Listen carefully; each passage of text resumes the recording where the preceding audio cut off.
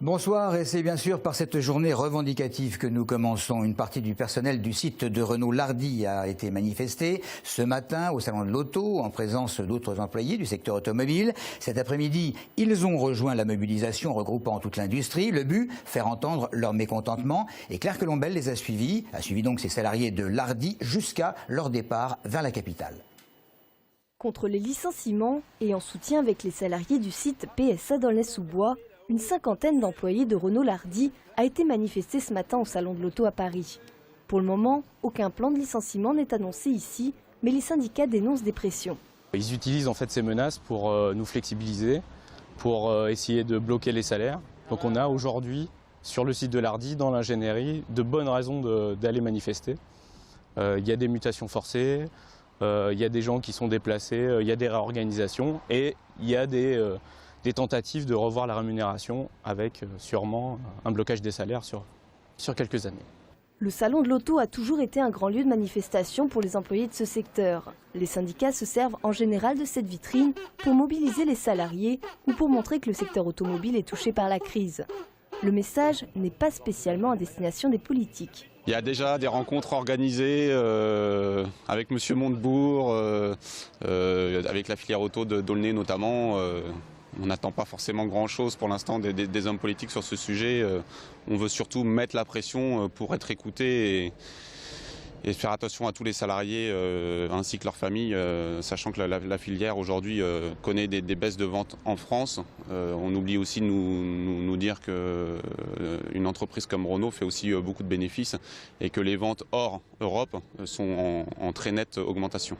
Chez PSA, au niveau national, la suppression de 8000 postes est pour le moment prévue. Chez Renault, il s'agit plutôt de plans de départ volontaires. En début d'après-midi, ces salariés ont rejoint ceux du secteur de l'industrie qui manifestaient pour la défense de l'emploi et de l'industrie. Donc mouvement pour une évolution significative des salaires qui, selon les manifestants dans divers cortèges des grandes villes, semblent satisfaits de leur impact. Et côté transport, à noter de légères perturbations qui ont surtout concerné le RER B.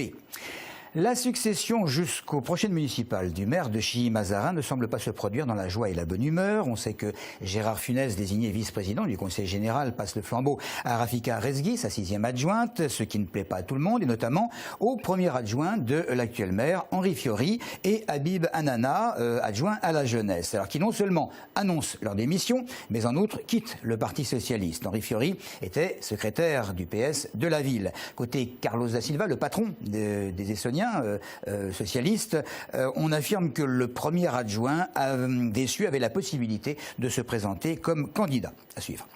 Un autre élu qui fait beaucoup de bruit, et en fait ce sont ses prises de position qui font du bruit, puisque le maire de Verrières-le-Buisson, d'hiver droite, s'est nettement prononcé contre le projet de mariage homosexuel. Bernard Mancienne se dit inquiet. Il parle de choc sociétal et il appelle à un référendum. Maxime Lemaine l'a rencontré. Cette idée me paraît extrêmement dangereuse, et pour la société, et même pour les personnes qui en seraient, entre guillemets, les bénéficiaires. Parce que moi, je crois que le mariage est d'abord la création d'une famille, et que ça s'adresse à un homme et à une femme, c'est vieux comme le monde, et que c'est pas parce qu'il y a des gens qui cherchent à vivre autrement, et encore une fois, il n'est pas question de les juger, mais qu'on ne peut pas leur donner un statut spécial, mais pas celui-là. De nombreux maires de gauche comme de droite semblent très réticents concernant ce projet de loi, mais tout en affirmant que voter, il se plierait aux lois de la République. Des évolutions de carrière, c'est ce que réclament une dizaine d'agents administratifs du centre départemental d'appel urgence, autrement dit le 18 ou le 112. Ils faisaient grève hier matin et aujourd'hui pour protester contre l'obligation de travailler également de nuit et le week-end. La direction et le personnel semblent négocier en attendant un nouveau mouvement prévu le 17 de ce mois. Un pizzaiolo qui entame une grève de la faim, ça se passe à Saint-Pré-sur-Seine. En toile de fond, il y a une municipalité qui ne veut pas changer un permis de construire destiné à un local technique plutôt qu'à un commerce. Mais le commerçant, il a engagé pas mal de frais. Les explications de Pierre Opitz. Impassible et déterminé, Denis Rouget, commerçant de Saint-Thry-sur-Seine, a entamé hier une grève de la faim. Le motif, il réclame la permission d'ouvrir son nouveau distributeur de pizza artisanale, le tout premier en Essonne. Pendant 6 mois, j'ai effectué des travaux. Le maire habite à 50 mètres d'ici. On ne m'a jamais rien dit, ni la police municipale. On m'a laissé faire pendant 6 mois. Et 2 jours avant l'ouverture, on me dit « Monsieur, vous ne pouvez pas ouvrir ». Impossible, argumentent les services municipaux. Aucun commerce ne peut se tenir à moins de 5 mètres du trottoir. 6 garçons étaient venus voir les services de la mairie, avaient fait état de son projet en disant je vais m'installer à cet endroit. Immédiatement, les services auraient indiqué à ce monsieur que son projet n'était pas possible à cet endroit. Cet appareil est installé dans un local qui est un local technique, qui n'a pas vocation à recevoir ni à pratiquer des activités commerciales. Denis Rouget affirme accuser une perte de 10 000 € et se dit prêt à continuer sa lutte jusqu'à l'hospitalisation, tout en espérant fermement une dérogation du maire.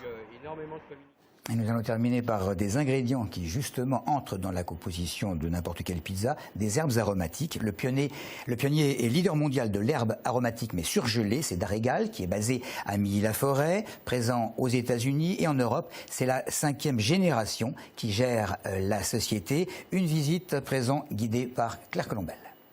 Tout commence dans ces champs, situés à moins d'1 heure de route de l'usine. Cette variété de menthe, comme toutes les autres herbes aromatiques, a été sélectionnée pour ses qualités gustatives. Tout juste coupées, les plantes sont déchargées sur un tapis aéré avant d'être lavées.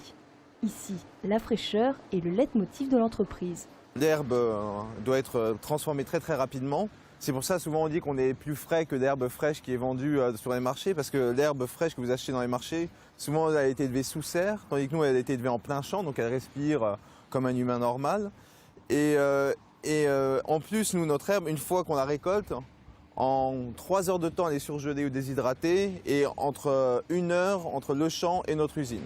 Au total, 80 agriculteurs locaux travaillent avec Darégal et fournissent 27 variétés différentes par an. En dehors de l'ail, de l'origan ou de l'estragon, assez classiques, quelques espèces originales comme le basilic thaï sont proposées temporairement. Une fois lavées, les herbes sont ciselées puis surgelées. Dans le tunnel de surgélation, en moins de 10 minutes, la plante est surgelée. Vous allez mettre très longtemps à le congeler, parce qu'il va prendre beaucoup de temps pour descendre en température.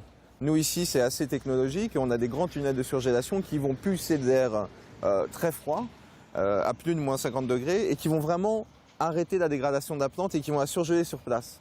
Donc ça veut dire qu'on va pas du tout casser les fibres de la plante et casser l'intégrité de la plante. En 1 heure, 2 heures maximum, les plantes sont surgelées puis stockées dans ces cartons avant d'être mises en boîte individuelle. Chaque année, environ 30 000 tonnes d'herbes aromatiques sont transformées à Milly-la-Forêt avant d'atterrir dans nos assiettes.